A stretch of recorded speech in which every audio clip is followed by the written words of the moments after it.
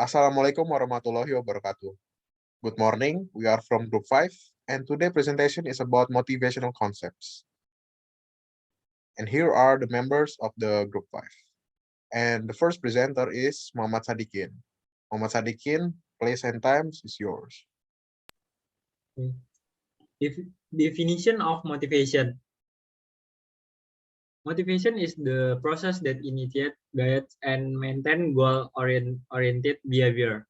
Motivation involves the biological, emotional, social, and cognitive forces that active behavior. Motivation is defined as drive, and encouragement is a movement of the soul and behavior of a person to do. While the motive can be said to be a driving force, that means something that can move people to take action or behavior. And in that action, there is a specific purpose. Early theories of motivation. Hierarchy of needs theory. Abraham Maslow's hierarchy of needs is one of the most famous theories of motivation. Maslow's theory states that our actions are motivated by certain physiological needs. They are often represented by a series of needs, with the most basic needs at the bottom and more complex needs at the top. Safety needs, the need for a sense of freedom from danger. The needs for a sense of freedom from danger include a sense of freedom from physical danger, freedom, protection, and freedom from threatening forces such as war, danger, and world disaster. The need for freedom from danger differs from physiological needs in that it cannot be completely satisfied. Humans can never be completely protected from the threats. Esteem needs, the need for appreciation. After the need to be loved and owned is satisfied, humans will be released to pursue the need for esteem. Maslow found that everyone has two categories of esteem needs, namely lower and higher needs. Physiological needs. Needs are self-explanatory and include those that are vital to our lives. Some examples of physiological needs are the basic needs. Maslow included reproduction in the hierarchical level 2 because it is very important for the survival and reproduction of species. Social needs, the need for belonging and love. When the physiological needs and the need for a sense of escape from danger have been met, then emerge the needs for love, affection, and belonging. This need close urge for friendship, desire to have a partner and offspring, need for family and interpersonal needs such as the need to give and receive love. Self-actualization needs. The last level of Maslow's basic needs is self-actualization. Self-actualization needs are needs that do not involve balance, but involve a constant desire to fulfill one's potential. Next presenter, please. Theory X and Theory Y. Theory X and Theory Y were first described by McGregor in his book, The Human Side of Enterprise, and they refer to two management styles. One is authoritarian, Theory X, and second is participatory, Theory Y.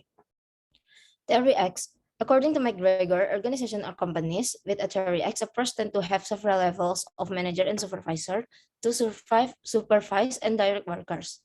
Authority is rarely delegated and control remains centralized. Theory X managers tend to take a pessimistic view of their people and assume that they are naturally unmotivated and dislike work. This management style assumes that workers dislike their jobs, avoid responsibility, and need constant direction, and must be controlled, coerced, and threatened to give work. Theory Y. Managers have optimistic opinions about their people, and they use a decentralized participatory management style. This encourages a more collaborative and trust-based relationship between managers and their team members. People have greater responsibility, and managers encourage them to develop their skills and suggest improvements. Assessments are conducted regularly, but unlike in Theory X organization, they are used to encourage open communication rather than to control staff. Theory Y organizations also often provide employees with opportunities for promotion. This management style assumes that employees like to work on their own initiative, more involved in decision making, and self-motivated to complete their tasks. Next, two-factor theory or motivation hygiene theory. A theory that developed by Frederick Herzberg relates intrinsic factors such as advancement, recognition, responsibility, and achievement to job satisfaction, and associates extrinsic factors such as supervision, pay, company policies, and working condition with dissatisfaction. But removing this dissatisfying characteristic from a job does not necessarily make the job satisfying. Herzberg characterized conditions such as quality of supervision, pay, company policies, physical working condition, relationship with others, and job security as hygiene factor, because when these factors are adequate, people will not be dissatisfied and neither be satisfied. If we want to motivate people in their job, Herzberg suggests emphasizing factors associated with the work itself or with outcomes directly derived from it, such as promotional opportunities, personal growth opportunities, recognition, responsibility, and achievement. This theory has not been well supported in the literature because it is limited, relies on self-reports, questionable, and no overall measure of satisfaction was utilized. And Herzberg assumed a relationship between satisfaction and productivity, but he looked only at satisfaction. Okay, the next presenter, please. McClelland's theory of needs, developed by David McClelland and his associates, is a theory that states achievement, power, and affiliation are three important needs that help explain motivation. A need for achievement, the drive to excel, to achieve in relationship to a set of standards, and to strive to success. B. Need for power, the need to make others behave in a way in which the world not behave otherwise. C. Need for affiliation, the desire for friendly and close interpersonal relationship. Based on the research, there is a prediction about relationship between achievement need and job performance. When jobs have a high degree of personal responsibility and feedback and an intermediate degree risk, high achievers are strongly motivation. A high need to achieve does not necessarily make someone a good manager, especially in large organizations. The needs for affiliation and power tend to be closely related to managerial success. This theory has the best research support but has less practical effect than the others because the process is time-consuming and expensive. Only few organizations have been willing to use McClelland concept. Next. Contemporary theories of motivation. Self-determination theory. This theory suggests that people can become independent when their needs for competence, connection, and autonomy are met. The concept of intrinsic motivation or engaging in activities for the inherent reward of the behavior itself plays an important role in self-determination theory. Two key assumptions of this theory, the need for growth drives behavior. The first assumption of self-determination theory is that people are actively directed toward growth. Autonomous motivation is important. Determination theory focuses primarily on internal sources of motivation such as the need to gain knowledge or independence, known as intrinsic motivation. Okay, the next presenter, please. Job engagement. The Gallup organization has been using 12 questions to assess the extent to which employee engagement is linked to positive work outcomes for millions of employees over the past 30 years. There are far more engaged employees in highly successful organizations than in average organization, and groups with more engaged employees have higher levels of productivity, fewer safety incidents, and lower turnover. One of the critiques of engagement is that the construct is partially redundant with job attitude like satisfaction or stress. However, engagement questionnaires usually assess motivation and are substance in a task, quiet, unlike job satisfaction questionnaires. Engagement may also predict important work outcomes better than traditional job attitude. Other critics note there might be a dark side to engagement, as evidenced by positive relationship between engagement and work-family conflict. Individuals might grow so engaged in their work roles that family responsibilities become an unwelcome intrusion. Next. Goal setting theory. Goal setting theory assumes an individual is committed to the goal and determined not to lower or abandon it.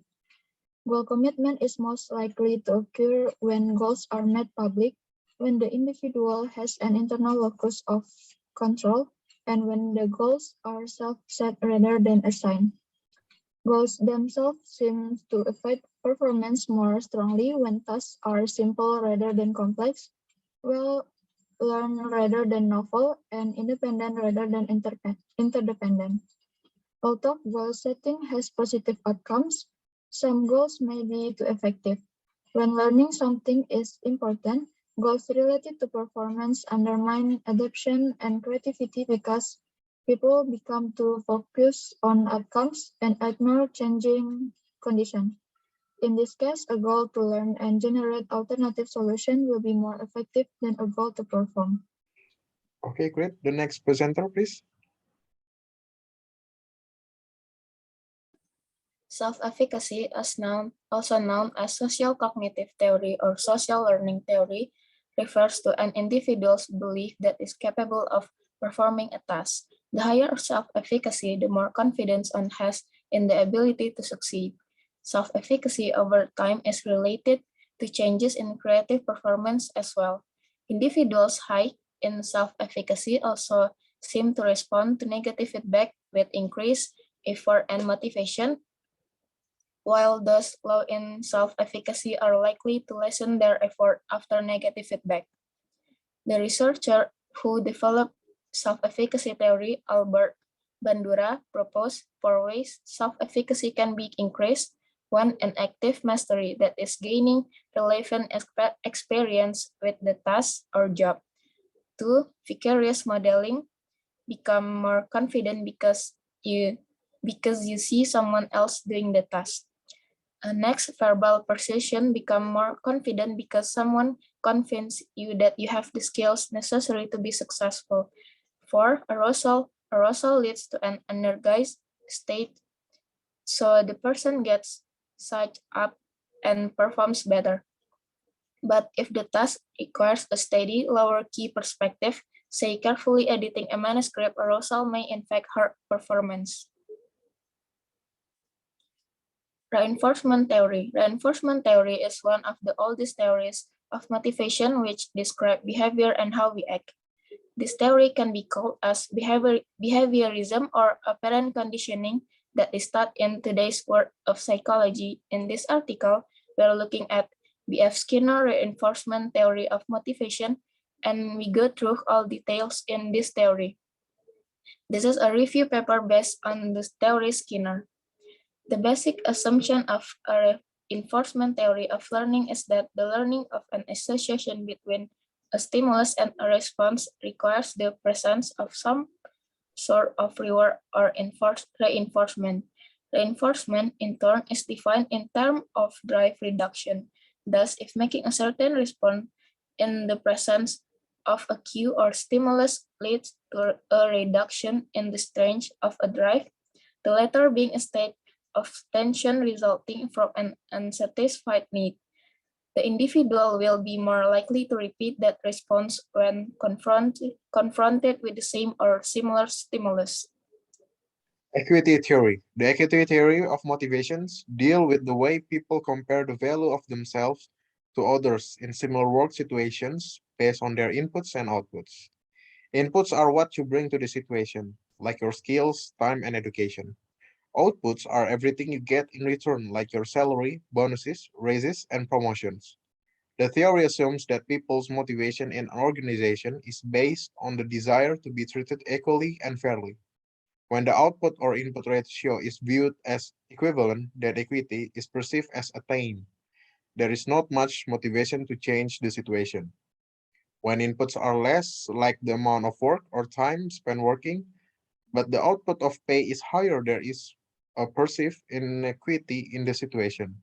Inequities occur when the output or input ratio is not equivalent to the comparison person.